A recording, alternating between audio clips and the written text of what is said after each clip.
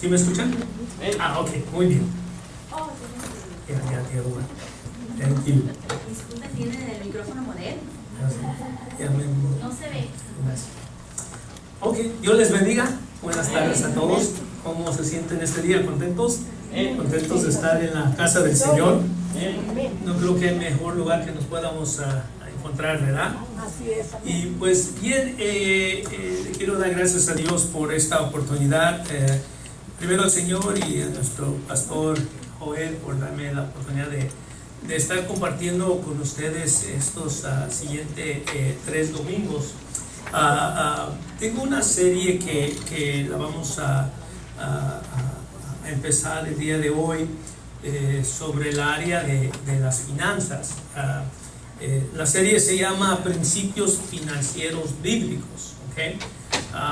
Y yo sé que siempre el compartir sobre las finanzas a veces es un tema delicado, especialmente en la iglesia, porque a veces vienen personas o a veces nos visitan gente nueva y mucha gente ya a veces están desilusionados a veces con las iglesias que dicen, pues se la llevan hablando de puro dinero y puro pedir, ¿verdad?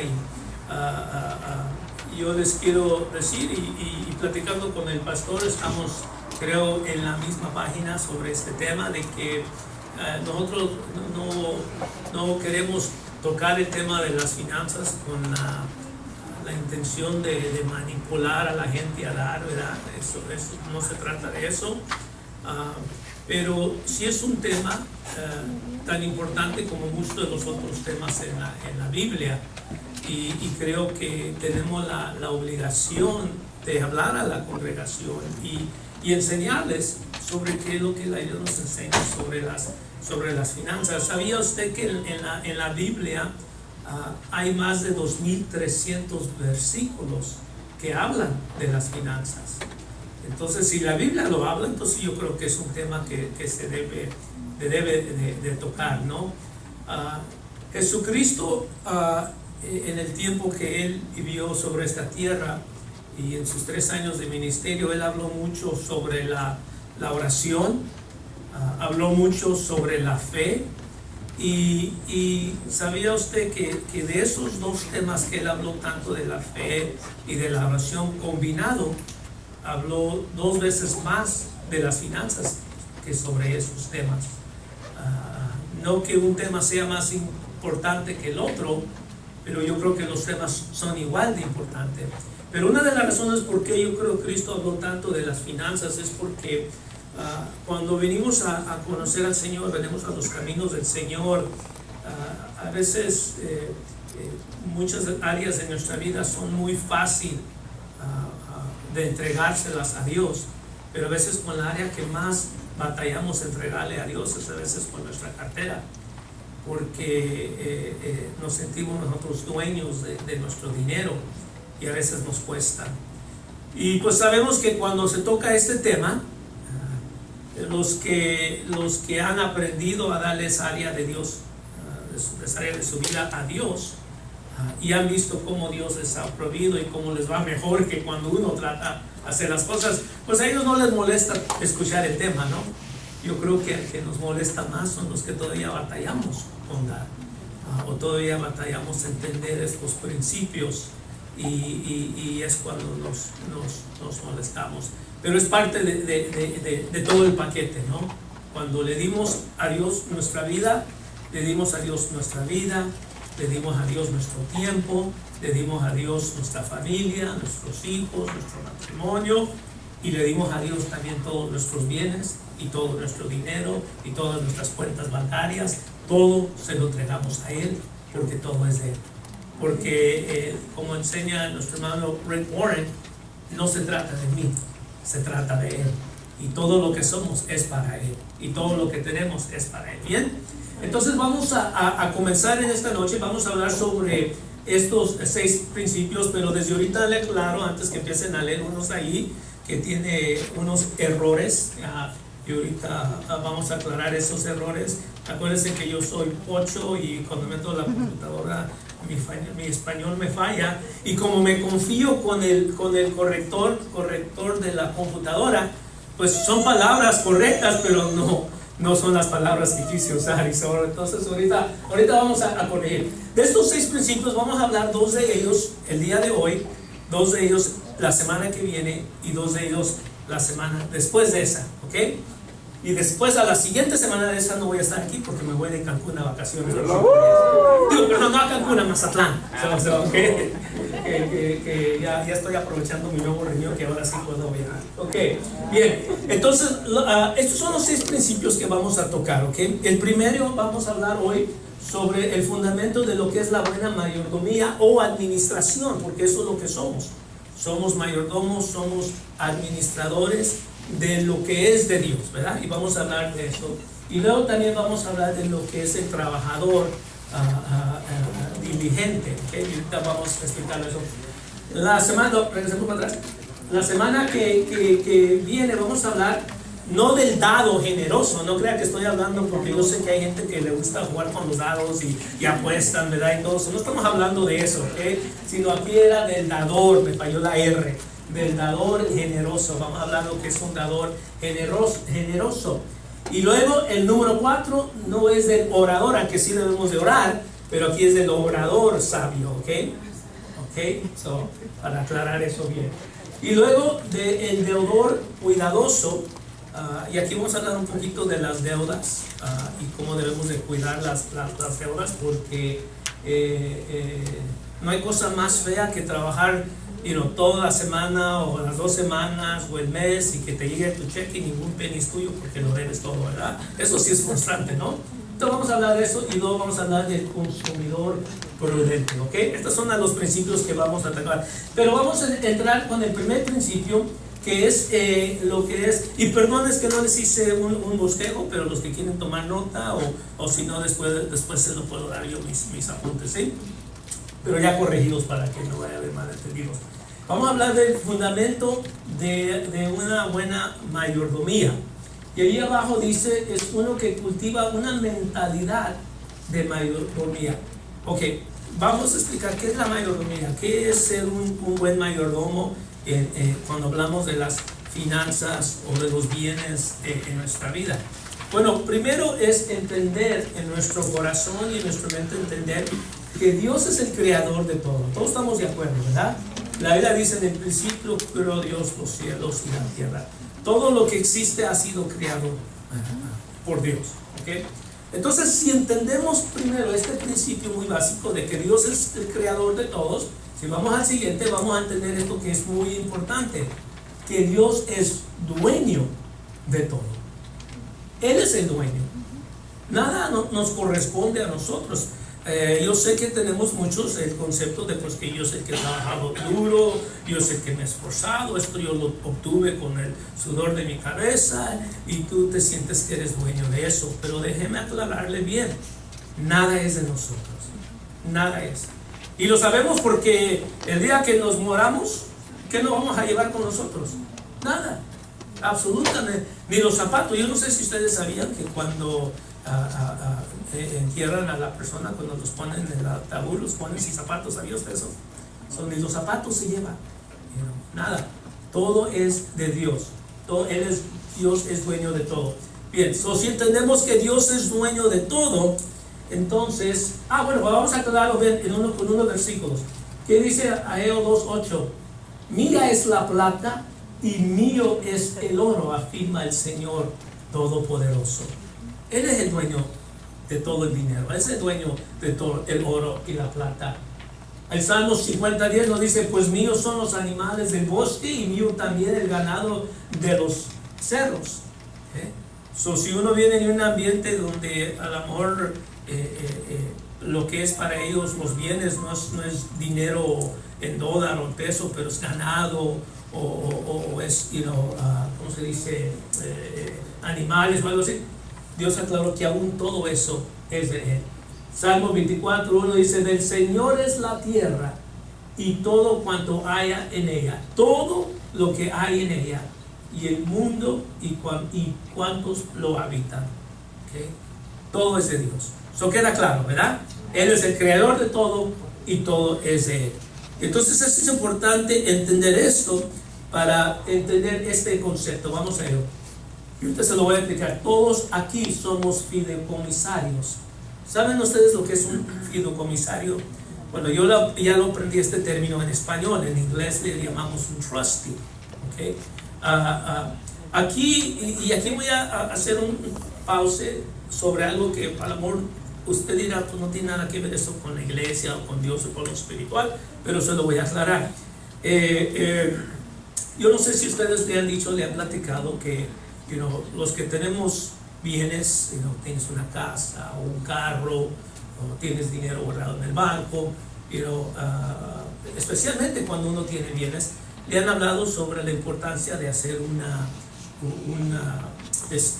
testamento, ¿verdad? Un last will and testament, donde en tu testamento tú indicas que tú quieres que se haga con tus bienes que tú dejas. Si dejas una casa, pues casas, un negocio, en fin, ¿verdad? Cualquier cosa que sea tuya, tu carro, lo que sea. Y lo que la gente no entiende sobre esto, aquí en Estados Unidos hay un tribunal que le llamamos probate court. ¿Okay? Cuando una persona fallece, y si esta persona tiene bienes, es dueño de una casa o algo, a veces hemos creído que porque dejamos escrito en un papel, notarizado, a veces en la computadora, puedes ir a un Costco y comprarte un testamento, ya nomás lo llenas, y uno cree que con eso es suficiente para que ya cuando yo me muera le entreguen esto a mis hijos o a quien usted se lo vaya a dejar, ¿verdad? Lo que pasa es de que cuando uno muere, para que este testamento se haga válido, aunque usted lo notarizó y todo, tiene que pasar por este tribunal que se llama probate court, la ley tiene que asegurarse. Por ejemplo, si usted se lo está dejando a su esposa o a sus hijos, la ley tiene que asegurar que no tiene otros hijos o otra esposa en otro lugar, o una ex esposa o otros hijos que también tienen un derecho legal a eso. Entonces, para cumplir sus deseos en ese testamento, pasa por este proceso de que le llamamos probate. El problema de este proceso de probate es que es muy costoso, muy costoso. Si el valor de todos sus bienes, por decir, acumulan $100,000, este proceso le va a costar aproximadamente $40,000 para que la corte determine eso. De un 30 a 40% se puede ir en puro probate court. Entonces, lo que uno tiene que pensar, y regreso, usted dice, bueno, pues ¿qué tiene que ver esto con la iglesia y con Dios? Porque nuestros bienes no son de nosotros. Esa casa, esos carros, ese negocio, esa empresa, que usted le quiere dejar a alguien, realmente no es de usted. Es de Dios, que Dios se lo dio a usted para que usted lo administrara. Entonces, como buenos administradores, también tenemos que asegurarnos de que cuando ya Dios nos mande llamar de aquí, que hagamos con ello y lo dejemos todo en una forma, de una manera correcta y una manera eficiente, ¿no? Yo no creo que Dios quiere que usted le deje 40% al gobierno, ¿verdad? Hay una parte que le pertenece al gobierno y dice la Biblia, lo que es de César sea de César, ¿verdad? Y lo de Dios es de Dios. Pero no es el plan de Dios que le deje 40% de sus bienes al gobierno. Dios quiere que maneje las cosas apropiadamente. Entonces hay algo que le llamamos un fideicomiso, un trust, ¿ok? Un trust, un fideicomiso, es una entidad legal que se forma, ¿ok? Y esa entidad, aunque está solamente en papel, solamente está en escrito, pero es como una persona, por decir así. Y usted a ese fideicomiso, usted le va a decir, el día que yo me vaya, estos son la forma en que yo quiero que se administre o se delegue o se entreguen estos bienes, ¿ve? Y como el fideicomiso, cuando uno muere, el fideicomiso sigue viviendo, por eso le llaman un living trust, sigue viviendo, sigue teniendo vida hasta cuando cumpla su papel, ¿verdad? Yo me muero, pero ese fideicomiso, o más bien el fideicomisario, el trustee que se le encargó, va a asegurarse que se cumpla lo que quedó ahí de la manera que quiso, y no tiene que pasar por probate court. Y se evita uno el gasto de probate court. ¿Sí me explicó? ¿verdad? Entonces, de la manera que el fideicomisario no es dueño de los bienes que están en el fideicomiso, la casa, el negocio, el dinero, así como él no es dueño, todavía tiene la responsabilidad de administrar que se cumpla el deseo del que dejó todo ese fideicomiso, pero él no tiene derecho a nada de eso. Yo soy un trustee para una amiga, más bien es la mamá de una compañera de trabajo que trabajé muchos años, y ella dejó su casa. Miren, otro nomás cosas para que consideren cómo funcionan estas cosas y por qué nos debemos de educar. No debemos de tener la mentalidad que tiene mucha gente: ay, el día que me muera, que me queman, que ellos se encarguen de lo demás. No funciona así, y eso es ser un mal administrador, eso es ser descuidado con las cosas que Dios puso en tus manos. Eso es decir, no me importa. Eso es creer que eso es tuyo para aventarlo como sea. Y dijimos que todo es de Dios, no es mío. ¿Sí me explico? Entonces esta señora ya es mayor, su esposo mayor ya también son ancianos, y él falleció. Entonces cuando uno, especialmente cuando uno está en medical, no Medicare sino Medi-Cal, medical, a personas de bajos recursos, y no califican a veces por ancianos, por sus recursos, califican para medical. Cuando usted se muere, y si usted tenía una casa, el medical puede venir y cobrarse lo que ellos le pagaron durante el tiempo que estuvo vivo y la enfermedad. A veces su casa no me va a alcanzar para pagarle a ellos. ¿Sí me explico? Entonces lo que ella tuvo que hacer, ella quería dejarle, era el deseo del esposo, es decir, el papá de su hija, quería dejarle la casa a su hija cuando los dos murieran, ¿sí? Pero ya, por cierto, le había llegado una carta a la señora de Medi-Cal por lo que había pagado Medi-Cal por el esposo. Pero lo que hicimos, juntamente con un abogado que maneja estas situaciones, es que ella pasó la casa al fideicomiso, al trust. Entonces ya la casa no era de ella, era del fideicomiso, pero también se estipuló que mientras ella viviera, ella iba a tener el derecho de seguir viviendo en la casa hasta cuando ella muriera, ¿sí? Entonces la casa se pasó al fideicomiso, y el dueño de la casa ahorita es el fideicomiso, y yo soy el fideicomisario, el trustee de eso. Pero eso no quiere decir que yo soy el dueño de la casa. Yo no puedo hacer nada con la casa, yo nomás puedo seguir las instrucciones que se dejaron. ¿Sí me explico?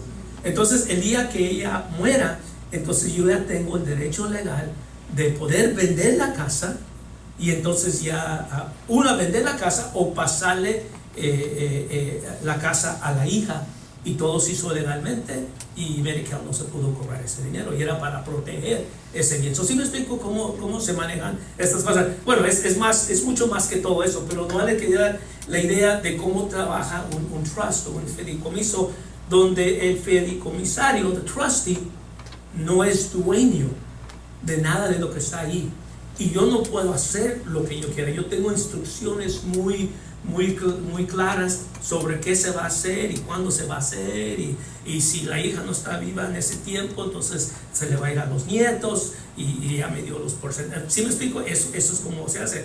Nosotros, con todo lo que nosotros tenemos, tu casa, tu carro, tu chequera, tus hijos, todo lo tuyo que tú tienes o que piensas que es tuyo, realmente tú solamente eres el fideicomisario del fideicomiso de lo que es de Dios. Y nuestra responsabilidad es simplemente cumplir los sueños de Dios, cumplir las instrucciones de Dios, hacer lo que Dios nos pidió que hiciéramos con eso. ¿Sí me explico? Entonces, para poder cumplir con lo demás que vamos a estar hablando, si tú no puedes superar este principio, vas a batallar con lo demás. Si tú todavía crees que es tuyo, si tú todavía crees que tienes el derecho de hacer lo que tú quieras, porque tú trabajaste, porque tú lo hiciste, vas a batallar cumplir con los principios de Dios. ¿Okay? Y esta es la razón. Vamos al siguiente punto. La Biblia nos enseña que nadie puede servir a dos señores. ¿Okay? Uno, Tú tienes que definir en tu vida lo siguiente: ¿tú trabajas para ti o trabajas para Dios? ¿Tú ganas para ti o ganas para Dios? Porque cuando nosotros hablamos del señorío de Cristo, ¿okay? Cuando nosotros decimos que yo le he dado mi vida a Cristo, Cristo ha entrado a mi corazón. Cuando nos referimos al corazón, ¿sabes? El corazón muchas veces nos referimos cuando es el centro de algo, ¿verdad? Como el corazón de la sandía, lo más rico. A mí me encanta la sandía, y el corazón de la sandía es lo más rico, ¿no? Cuando hablamos que nosotros aceptamos a Cristo a nuestro corazón, le dimos el lugar a Él en nuestro corazón, quiere decir que le dijimos a Cristo que Él es el que reina en nuestra vida, y todo lo que nosotros hacemos está conectado a ese centro de la vida donde Él está sentado en el trono. Y solamente puede haber una persona sentada en el trono de tu corazón. ¿Va a ser Cristo o vas a ser tú? No pueden ser los dos. No se puede hacer los dos. Los cristianos más miserables, más tristes, que les va peor en la vida, son los que no han podido decidir a quién darle ese lugar. Un día quieren darle lugar a Cristo, otro día lo quieren tomar ellos, y así están, y cada ratito lo remueves a Él para sentarte, tomar tus decisiones, la riegas, te va mal, ya le pides que regrese, y Dios está bueno, regresa, y así no la llevamos. La Biblia dice: no puede servir a dos señores. Miren lo que dice el pasaje: nadie puede servir a dos amos, porque odiará a uno y quererá al otro. Pero mira esta clave: o será fiel a uno y despreciará al otro. No se puede servir a Dios y a las riquezas. Porque esto es muy importante. Porque tenemos que saber, y vamos a aclarar, y lo hemos dicho antes, no hay nada malo con el dinero. La Biblia dice la Biblia no nos dice que el dinero es malo. La Biblia habla que el amor al dinero es malo. El tener amor al dinero, el ser, el tener, ¿cómo se dice? Querer superarse, el tener ambición. Hay una ambición sana. Es más, hay una ambición que muchos nos falta tener, y por falta de ambición, por falta de visión, no salimos de donde estamos, y ese no es el plan de Dios. Pero es una ambición sana, es querer superar, es quizás querer llegar a producir y a tener, pero no para mí, sino para Dios, porque es de Él. Y luego está la ambición mala, donde quiero llegar a una posición, quiero llegar a quiero tener 3, 4 casas, 5, 6 carros y todo esto, pero están pensando en ellos mismos. Muchos lo hacen porque creen que en el tener es como se va a definir su identidad. Y es algo falso, es una mentira. Hay personas que porque manejan un carro bueno se sienten mejor, se sienten más, y si traes un carro viejito te sientes como que te da pena, pero eso no te identifica a ti. Eso no dice lo importante que eres o lo poco que eres por el carro que manejas o en la ciudad. Y al final del día todo es perspectiva. Tú puedes vivir en una de las zonas más humildes, más pobres, puedes tener una familia de 10 y viviendo en un apartamento de una recámara, y a lo mejor puedes decir: mira, vivo muy pobre, muy humilde, pero aún así sabes que en 2/3 partes del mundo eres una persona rica comparado a cómo ellos viven, porque ni techo tienen. Eso es perspectiva, todo es perspectiva. Pero lo importante es que tenemos que entender que para quién es quien vamos a vivir. Para quienes, sí, yo supero crecer, supero tener, yo personalmente me estoy superando, yo quiero tener, yo quiero hacer más, pero ya a este punto de mi vida he reconocido muchas cosas.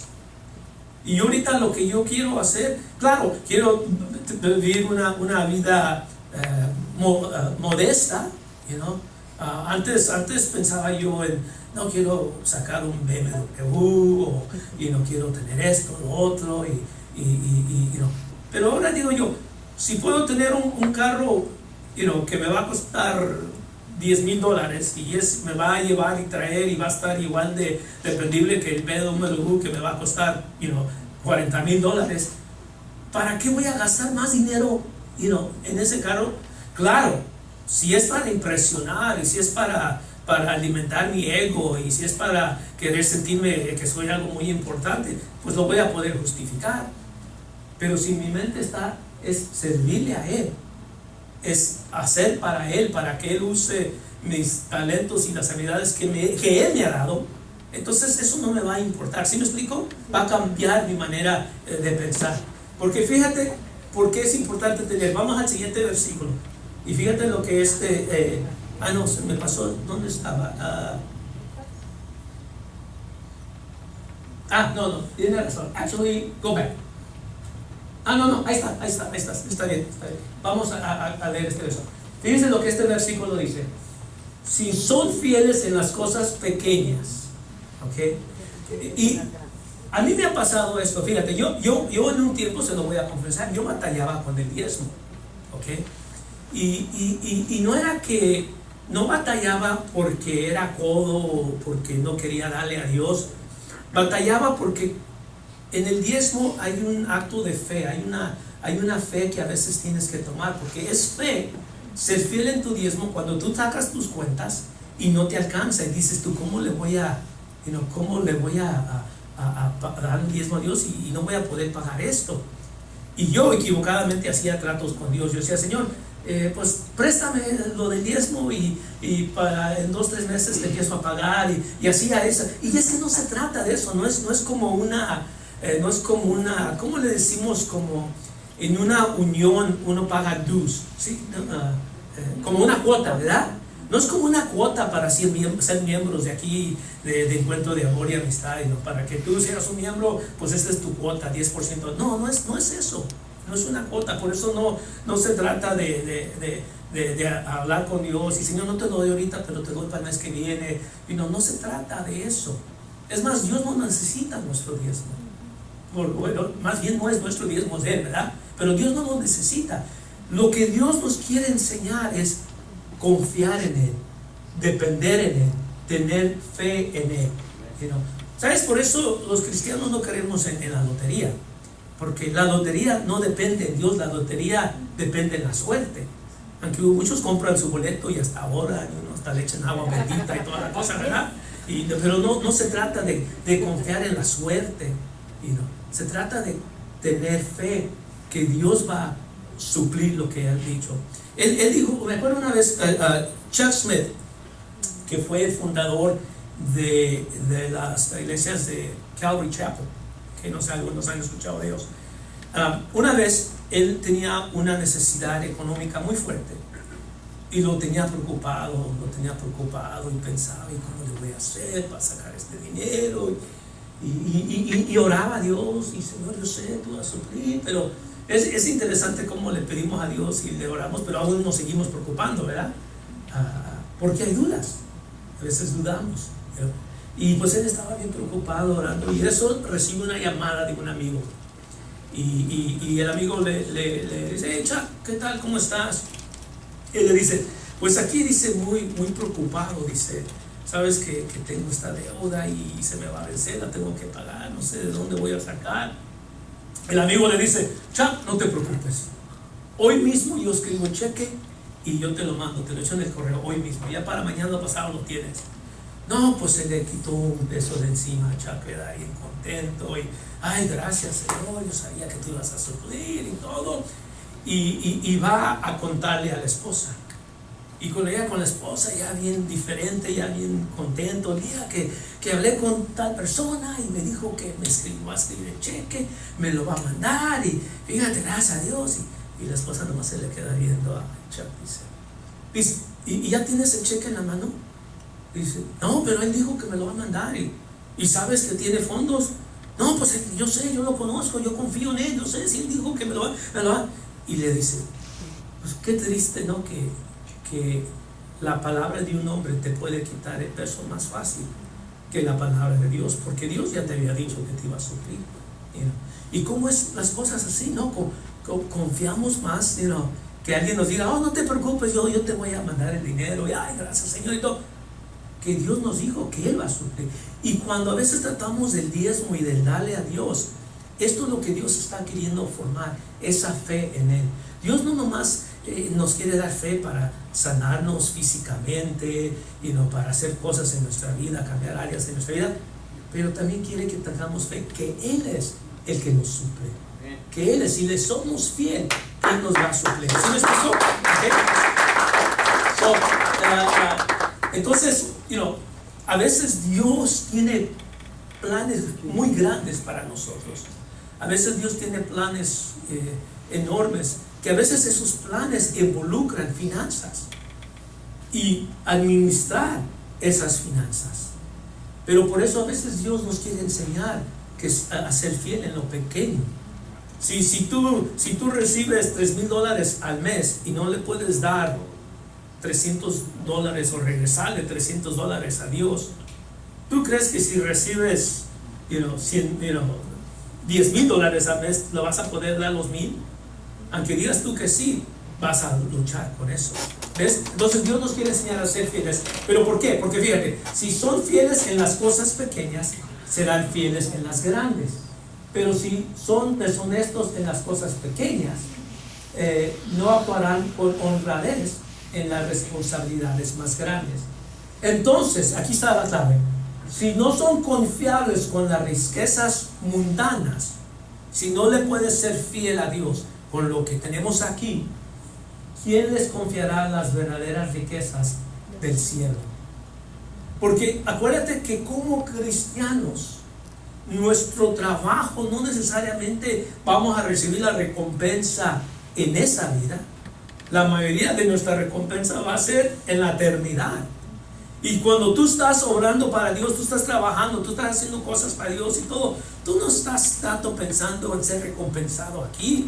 A veces Dios lo hace, a veces no lo hace, pero tú estás pensando, yo estoy trabajando para el reino de Dios. A mí lo que me interesa es que tener una posición buena, pero en el reino, aquí no, porque esto es tan temporal. ¿Sí me explico? Estamos preparados para tener un buen lugar, pero en el reino de Dios. Pero Él dice, si no puedes ser fiel en las cosas mundanas que son temporales y realmente insignificantes comparado a la eternidad, entonces no vamos a poder ser fieles en las cosas del cielo. Amén. Por eso el último punto aquí era ser confiable es importante. ¿Okay? Esto es la mayordomía, esto es tener y crear una mentalidad, y esto es la base para cada o cualquier ocasión que vayamos a hablar de finanzas. Porque si tú no puedes procesar esto, si tú no puedes madurar en esta área, lo demás que vamos a compartir vas a batallar. Tenemos que reconocer que no es mío, todo es de Dios, ¿sí? Bien, vamos entonces vamos a este segundo principio. El trabajador, ahora estamos hablando ya sea si trabajas para alguien o tienes tu propia empresa, pero el que trabaja, el trabajador diligente, uno que produce con diligencia y propósito y también está contento y agradecido por lo que ya tiene. Este es un trabajador diligente. ¿Qué es diligencia? La busqué en el diccionario, dice, es trabajo o esfuerzo cuidadoso y persistente. ¿Okay? Un trabajador tiene que ser muy cuidadoso su manera que trabaja, con su esfuerzo que tiene y ser muy persistente. Vamos a pasar a la siguiente slide. Aquí vamos a hablar de tres cosas y con esto vamos a terminar. Uno, el que trabaja, como hablábamos que el fundamento es la mayoría, reconocer que no se trata de mí, se trata de Dios, todo es de Dios. El que trabaja, ya sea eres un empleado o ya sea en tu empresa que tienes, tenemos que tener esta mentalidad que en el trabajo se sirve a Dios. Servimos a Dios con nuestro trabajo, ¿okay? En lo que hacemos, la actitud con lo que hacemos. Pasa a estos versos, mira lo que dice aquí. Colosenses nos dice, trabajen de buena gana. A veces este es un reto, ¿no? Porque ¿cuántos se levantan? Ay, tengo que ir a trabajar otra vez, híjole, hermano, qué enfadoso y todo. ¿Sabes cuánta gente no quisiera tener tu trabajo ahorita? ¿Cuánta gente no quisiera tener tu trabajo? Híjole, habla con las personas que están luchando con las personas que no han podido conseguir un trabajo, que tienen familias, que tienen hijos, que no duermen en las noches porque no saben de dónde. Ya olvídate de la renta, olvídate del carro, olvídate de las tarjetas que tiene, que no saben cómo le van a dar de comer a sus hijos el día de mañana. ¿Cómo quisieran tener ese trabajo enfadoso que tú tienes, con el que a veces batallamos tanto para ir? ¿Sí? Trabajen de buena gana, dice la palabra, en todo lo que hagan, como que si fuera para el Señor y no para la gente. Qué actitud, ¿no? Qué mentalidad con la que debemos de trabajar. Muchos en nuestro trabajo nos trabajamos y hacemos lo mínimo que nos pidan. No hacemos ninguna, nomás para cumplir. Con esa actitud trabajamos ya nomás para cumplir. Si entramos a las 9, nos esperamos en el carro, en el Facebook, para esperar 1 minuto para las 9. Ok, 30 segundos, 15, ok, ya. Porque no les quieres dar 1 minuto extra. Para salir, estás listo para salir a las 5. No le das, porque es lo único que me están pagando. Porque estás con la actitud que estás trabajando para ellos. Y la Biblia dice que no debemos de trabajar para el Señor, con una actitud correcta, esforzándonos, siendo persistentes.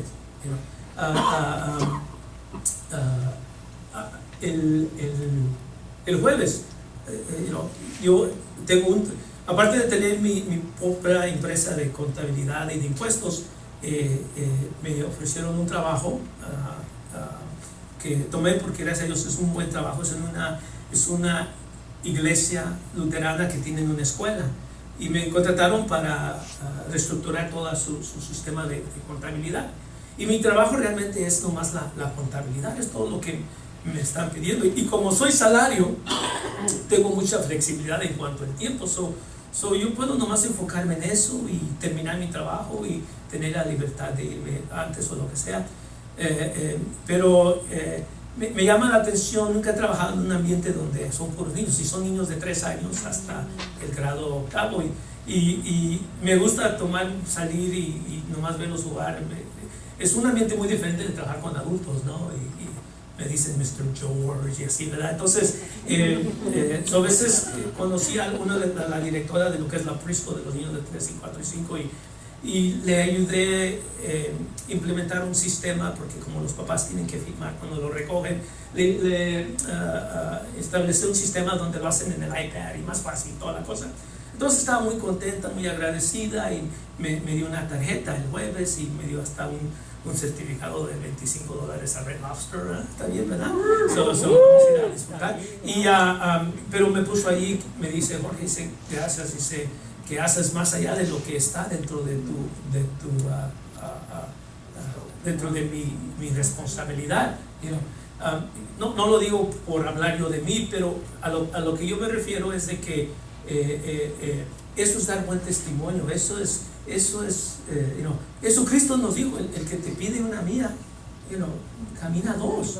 Esa es la actitud que debemos tener. Y en el trabajo o con nuestros clientes, acuérdate, hablábamos esto en la clase, como cristianos decimos que representamos a Cristo, y Cristo no era un flojo, Cristo no era uno que, Cristo daba en abundancia, y debemos de nosotros en nuestro trabajo. Ahora, también tenemos que usar sabiduría, porque también somos mayordomos de nuestro tiempo, ¿verdad?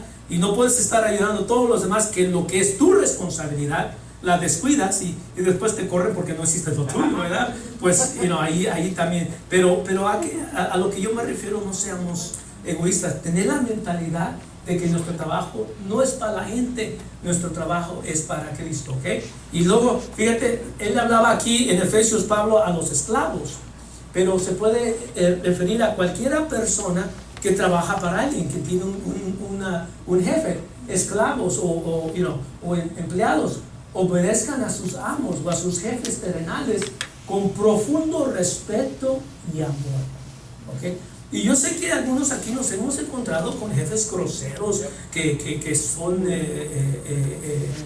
no nos respetan, no nos tratan bien, pero nosotros, eso no nos da la excusa para nosotros ser groseros.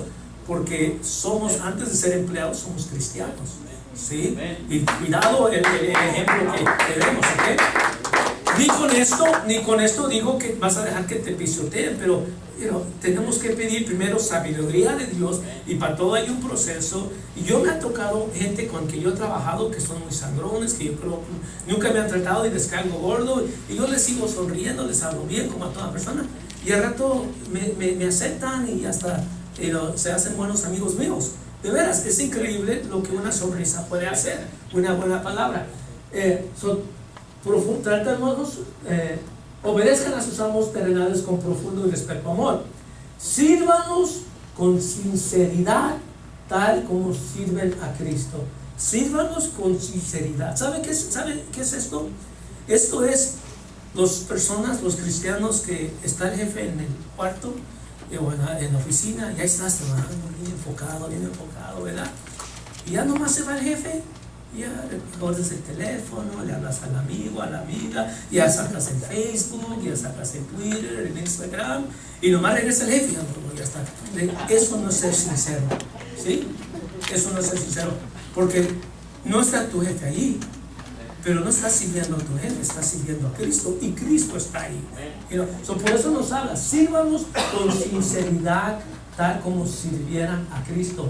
Traten de agradarlos todo el tiempo. No solo cuando ellos los observan, ¿sí?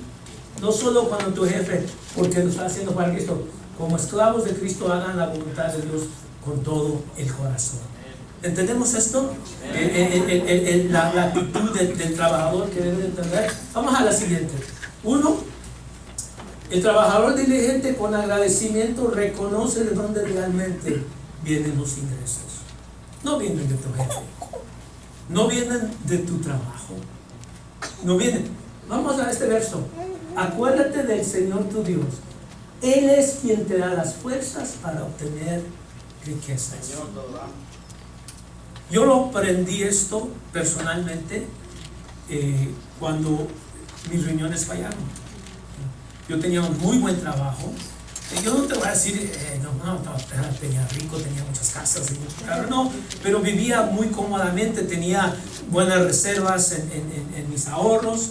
Yo podía no trabajar por un año y tenía suficientes reservas para mantenerme el año. Los bonuses que nos daban en la Navidad eran bonuses de $3,000. Con esto nos dábamos vacaciones. Tenía un buen trabajo donde me pagaban, mi compensación era muy buena, muchos buenos beneficios, estaba muy bien. No te digo que no le agradecía a Dios por el trabajo, pero no los había sabido apreciar, como es la naturaleza humana. No apreciamos lo que tenemos hasta que lo perdemos, ¿sí? Y cuando ya yo no pude trabajar, me enfermé de los riñones, seguí trabajando, fueron muy buenos conmigo. Yo tenía que ir a diálisis, iba 3 días a la semana, uno era el sábado, pero el martes y el jueves iba a diálisis. Me dejaban que me fuera a las 2 de la tarde para mi diálisis, nunca me recortaron mis ingresos, me seguían pagando igual, pero ya no pude. Lo hice como por 6 meses y físicamente no podía, me atrasaba mucho, ya no pude y tuve que renunciar. Pero la lección grande que yo aprendí es que si Dios no nos da la salud, nada podemos hacer. Las personas que se creen es que yo me he esforzado, yo soy muy trabajador, me levanto muy temprano, trabajo 12 horas a la semana, y creemos que es por nuestro esfuerzo, por nuestro sacrificio. Pero si no tienes la salud, no lo puedes hacer. No lo puedes hacer. Si no es Dios, no lo podemos hacer. Entonces, gracias a Dios por los que tenemos trabajo. Gracias a Dios por los que podemos y tenemos la habilidad de trabajar. Pero jamás te llegues a creer que esos ingresos es porque tú te los ganaste. Es porque Dios te dio la salud, Dios te dio las fuerzas para estar ahí. Dios te abrió las puertas en ese lugar. ¿Sí me explico? Y por eso, vamos al siguiente, por eso es que con agradecimiento reconocen de dónde realmente vienen los tenemos agradecimiento con Dios. Cada día decimos: Señor, gracias por mi trabajo. Señor, gracias, Señor, por cómo tú me has bendecido. ¿Ok? Por eso decimos que el trabajador diligente disfruta su trabajo. Se levanta, yo sé que a veces es pesado, pero si lo reconoces, te levantas con gusto y le das gracias a Dios. Cuando yo ya no tenía mi trabajo, híjole, cómo lo extrañaba. Y me acuerdo que había veces en el trabajo que decía, ay, me caigo del trabajo, ya quisiera salir de aquí, ¿no? Y el día que ya no estaba ahí, híjole, cómo me empezó ya a no tenerlo, y ahora Dios, ha abierto otras puertas y todo, pero gracias a Dios, Dios suple si le somos fieles. Déjame terminar con esto. Cuando yo empecé en diálisis, el primer año de diálisis, como yo les dije, más bien como el primer año y medio, me daban disability, pero me daban como ni una tercera parte de lo que yo ganaba. Entonces mi estilo de vida cambió drásticamente. Ya no quería yo pagar muchas de mis cuentas. Eventualmente tuve que declarar una bancarrota, y un día hablaremos sobre, porque yo sé que a veces hay diferentes opiniones sobre la bancarrota, pero hablaremos más después de eso. Pero yo tuve que declarar bancarrota y entonces mis reservas me duraron como un año y medio, y después ya nomás tenía 2,800, y poco a poco me fui hundiendo más. Se puso muy pesada la cosa, y tenía que vender ciertas cosas que tenía para nomás hacerla, y mi vida, no estaba acostumbrado a vivir así, y aún así no era una víctima, porque aún así estaba mucho mejor que muchas otras personas, porque nunca pasé una noche en la calle, nunca pasé un día sin tener algo de qué comer, y la situación se fue poniendo difícil. Y entonces abrí mi empresa, y poco a poco la empecé a levantar, pero no era suficiente lo que ganaba para los gastos que tenía de la empresa. Y luego después tuve mi operación de mi trasplante, que gracias a Dios por eso, pero eso estuve fuera de comisión como por un mes, y me atrasé más y más. Y sí llegó a un punto donde un día me quebranté y lloré porque no tenía para la gasolina. Me acuerdo un sábado que me tocaba ir a Tijuana a ir a ministrar a una iglesia. Y fíjate, por eso yo les digo, es cuestión de perspectiva. Yo me sentía así, ay, pobrecito de mí, estaba todo triste, todo agüitado, pero realmente aún en esta situación que les voy a contar no era una cosa grande. Como iba a ir a Tijuana, y como yo tengo un concepto de que no puedo ir a Tijuana y no ir a echarme unos tacos, pero no tenía dinero, ¿okay? Me acuerdo que fui con mi mamá y recogí sus reciclables, los bottles, no la lata, las botellas de plástico, ¿verdad? Entonces agarré una bolsa y dije, bueno, con que esto saque para unos 3 tacos, pues ya la hice, ¿no? Y me acuerdo que me levanté temprano y me fui ahí al Food for Less, teniendo una máquina, y le metes las bolsas ahí, ¿verdad? Estoy metiéndola ahí. Estaba ahí como unos 10 minutos metiendo, y ay, joder, ¿cuánto me va a salir? Y todo. Y ya que me sale el ticket, eran $3 nomás. Y no, chale, esto no me va a alcanzar ni para 2 tacos nomás. Y pues ni modo, dije, ay, ni lo fui ni lo cambié, ahí me había agüitado yo. Pues ya me fui a Tijuana, ¿verdad? Y allá estuvimos, y nos dieron de comer, pero es la cosa que soy bien taquero y el puro antojo, ¿ve? Por eso digo, no era una cosa para que diera tristeza, ¿no? Porque era ya nomás el antojo de los tacos. Pero allá nos dieron pollo y todo, estaba bien. Y dije, ya venía de regreso a la línea, y dije, mira, ni para un taco tengo. Yo estaba, según yo, enojado, mira lo que he llegado, lo que he caído yo.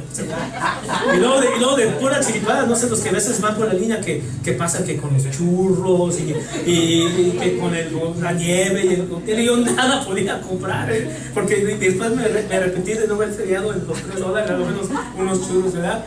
Pero digo, eso no es cosa grande, ¿no? Porque no se compara a lo que otra gente sufre. Pero para mí era algo nuevo, sí, nunca había estado así. Y me acuerdo que era principios de diciembre.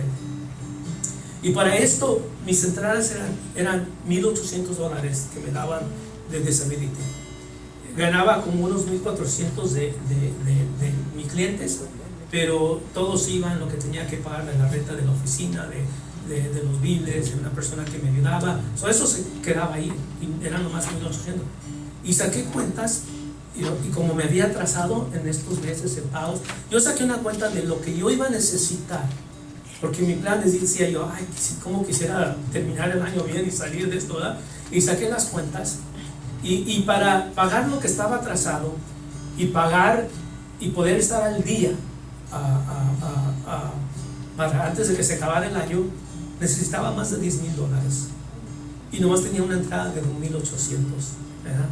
Y yo escuchaba gente orar y que sí, que yo necesitaba esto, y que de repente apareció un cheque en el correo o alguien me llegó y me dio $10,000 o algo así, ¿no? Y ay, Señor, pasa algo así. Y yo estaba frustrado y no sabía y todo. Pero déjame decirte, pero yo dije, pero Señor, ¿sabes qué? Si tú me quieres así, yo aprendí que Dios no pierde el control.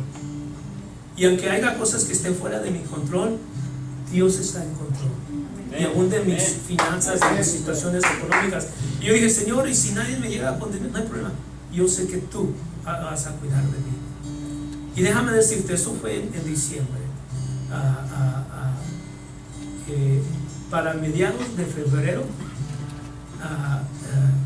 con la excepción de un pago, todas mis cuentas están al día. Estaba al punto de perder mi casa, estaba al punto, me estaban dando noticias que iba a recoger mi carro. Dime cómo fue, no estoy seguro. Nadie me dio $10,000, pero Dios, de una forma, de repente llegó un cliente. ¿Sabes hasta qué hizo un cliente? Llegó un cliente y como le llevé una lotería, estaba muy contento. Me dio su boleto de la lotería, que había ganado $647. Bueno, dije, no, yo no fui el que la jugué, pero pues yo la cambio, ¿no? Y eso hasta me ayudó. Pero ese es el punto, y con esto tenemos que empezar para hablar las cosas siguientes que vamos a hablar. Que no se trata de mí, se trata de Él. Todo es de Él. Él es dueño de todo. Yo nomás estoy como un administrador, yo nomás estoy como una persona que estoy para administrar, para manejar lo que es de Él. Y no debo de sentirme con ningún derecho a Él. Amén. Vamos a continuar la semana que viene, pero así como están, vamos a orar y así vamos a pasar el tiempo al pastor. Gracias, Señor. Gracias por tu fidelidad. Señor, nadie de los que estamos aquí merecemos lo que tenemos. Ni el trabajo, ni la casa, ni el carro, ni el dinero en el banco. No lo merecemos, Señor. Es más, Señor, no es de nosotros. Es tuyo. Todo es tuyo, Señor. Y yo te pido que nos ayudes a cada uno que estamos aquí, que en esta noche eso quede grabado en nuestro corazón, que todo es tuyo, y como todo es tuyo, no se trata de mí, se trata todo de ti, Padre. Gracias te damos por tu fidelidad, y aunque las cosas quizás no estén en el nivel que quisiéramos que estuvieran económicamente, pero gracias por todo lo que nos has suplido, Señor. A ti te damos honra y gloria, en el nombre de Jesús. Amén.